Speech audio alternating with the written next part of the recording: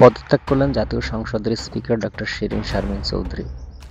রাষ্ট্রপতি মোহাম্মদ শাহাবুদ্দিনের কাছে তিনি এই পদত্যাগপত্র জমা দিয়েছেন। উল্লেখ্য, গত ৫ই আগস্ট ছাত্র ও জনতার গণঅভ্যুত্থানের ফলে প্রধানমন্ত্রী শেখ হাসিনা পদত্যাগ করে ভারতে চলে যাওয়ার পরে রাষ্ট্রপতি মোহাম্মদ শাহাবুদ্দিন জাতীয় সংসদ বিলুপ্তি ঘোষণা করেন। গত ৮ই আগস্ট ডক্টর ইউনূসের নেতৃত্বাধীন অন্তর্বর্তীকালীন সরকার শপথ গ্রহণ করেন। শেখ হাসিনা চলে যাওয়ার ২৭ দিনের মাথায় পদত্যাগ করলেন ডক্টর শিরীন শারমিন চৌধুরী। এর আগে ২০১৩ সালে প্রথমবারের মতো জাতীয় সংসদের স্পিকার হিসেবে ডক্টর শিরীন শারমিন চৌধুরীকে নিয়োগ করা হয়।